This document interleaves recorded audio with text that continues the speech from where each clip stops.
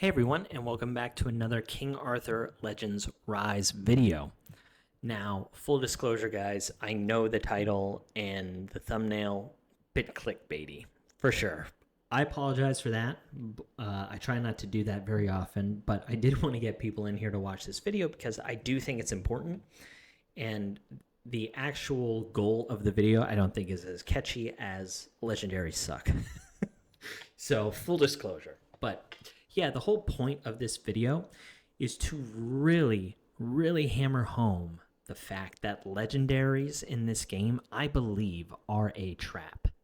I truly believe that they're a trap. Okay? I think as the game progresses, right? Because the game's been out for just a little bit. You know, global launch was just, I don't know, 3 or 4 weeks ago, but the game had an early release, so the game's maybe about 2 months old, 3 months old.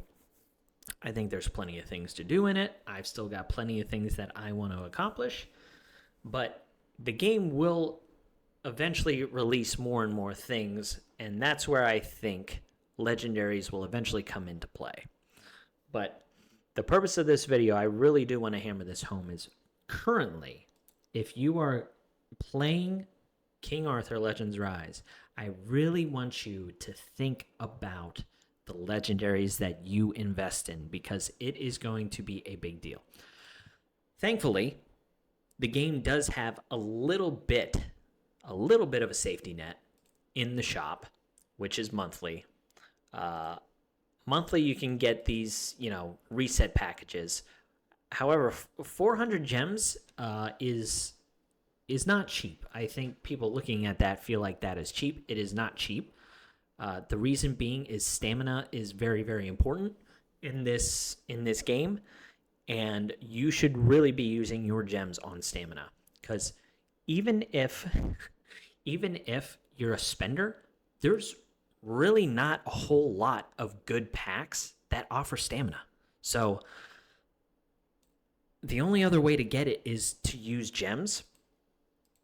And this, these stamina charges, they can really deplete your gems quickly. But that's not the point of this video. Okay. The point of this video is that the legendaries could end up being a trap. So the way that the game is currently set up, right, is everything scales. You have all different levels of characters. You have common heroes, which I don't think you should ever invest in. Just leave them alone. Uncommons are pun intended, common enough that they should be treated as playable commons. And some of them are actually pretty good. They're worth leveling up. And one of the reasons being is because they're so easy to level up and not a strain on your resources. So whenever the developers were putting this game together with all the different currencies, right?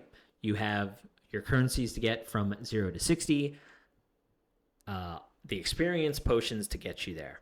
Then they also have the equipment and the currency needed to get that. You also have currency to forge equipment. You have additional currency when it comes to not only crafting the equipment, but also additional resources in regards to your gold with this wood and steel to make resources. But you can't waste your wood and steel because you need that to level up your city, because then you'll really maximize the efficiency on your materials. So once you get everything leveled up, then you can start using your forge because you won't really need the steel or the wood.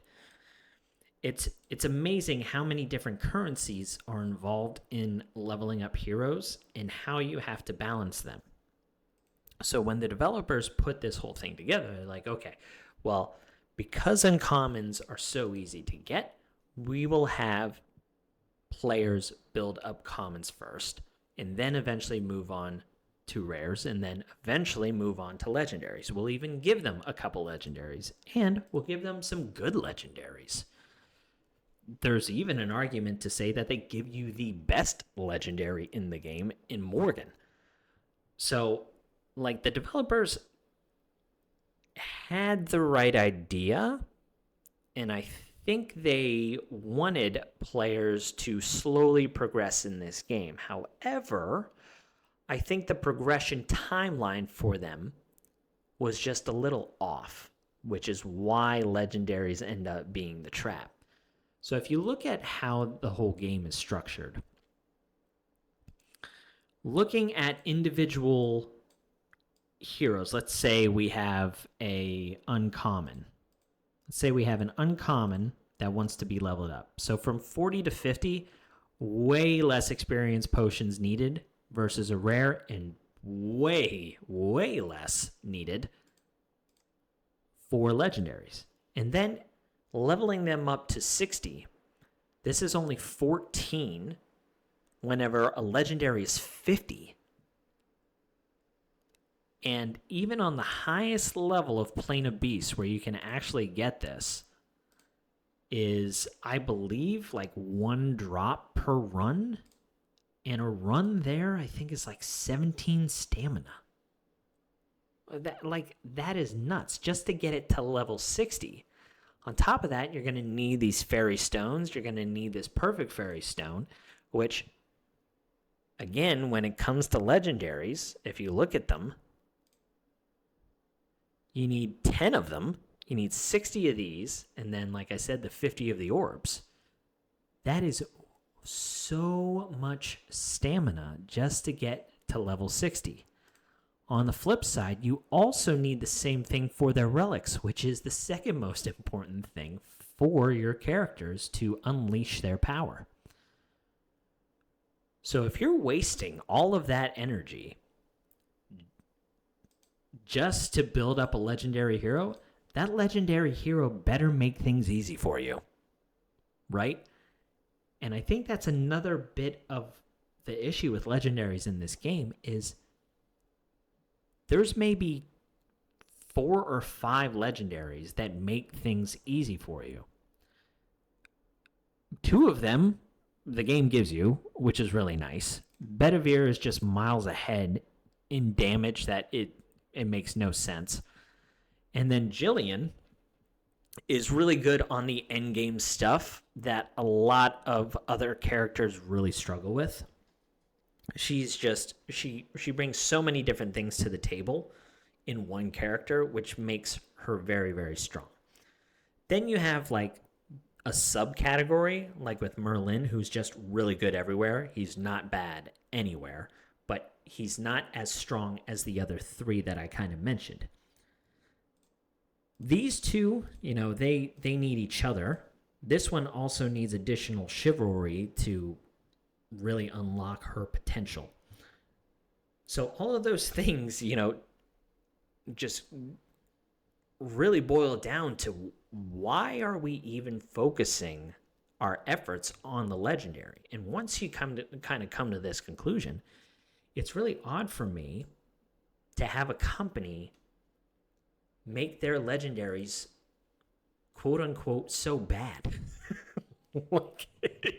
The way that the game is structured, it really disincentivizes you to build these, which in turn prevents you from even pulling for them.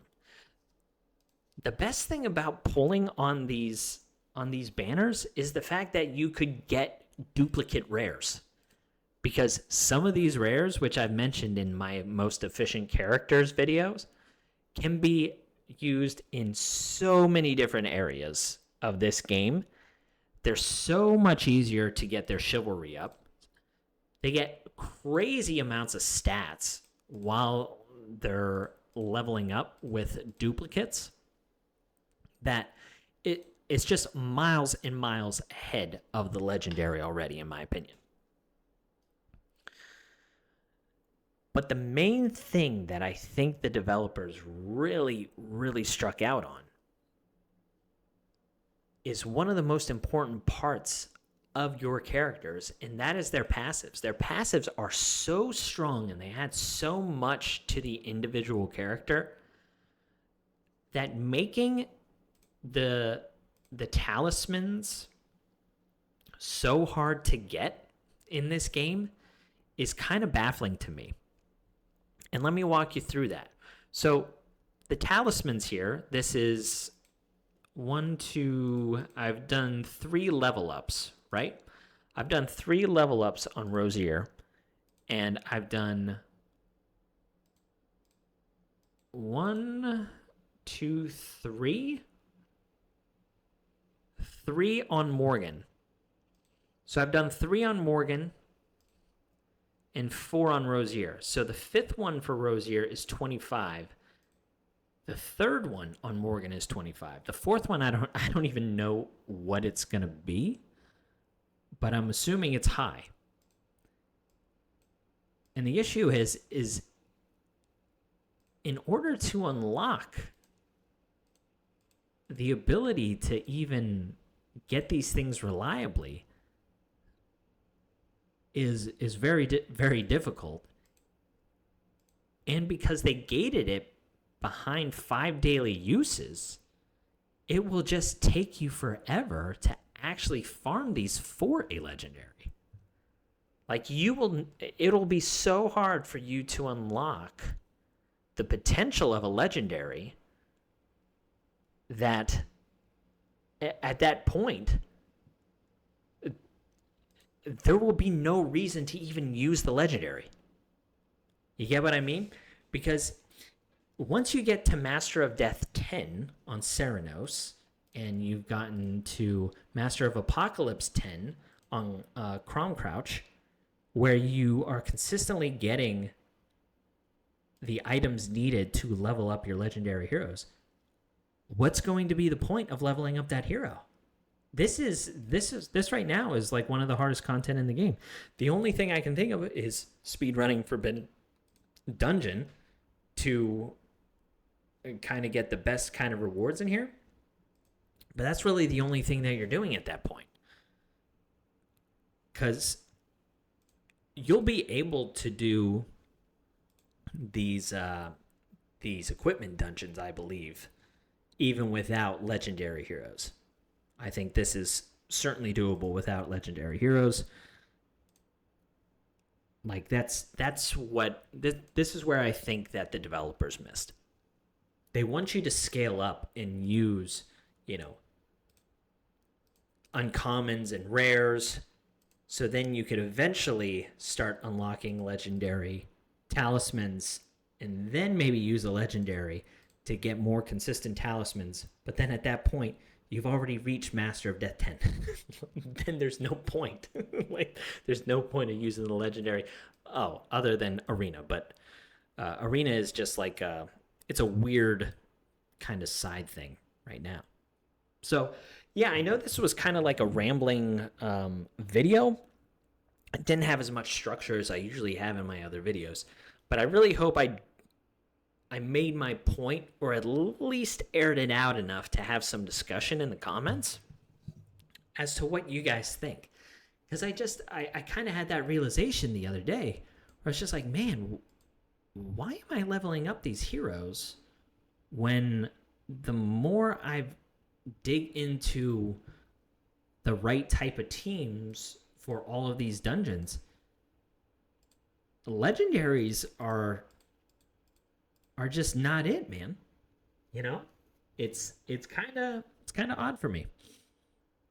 So yeah, anyway, that's kind of just what my thought was. I'd love to hear your guys' thoughts. And let me know what you think of this style of video. Sometimes I just like talking about this stuff and getting the community involved. And then, I really enjoy, making informative videos for dungeons and stuff. So that's certainly coming. But I want to do something a little different for this Saturday. I hope you guys are enjoying your weekend. And that's all I got for you. Catch you on the next one. See ya.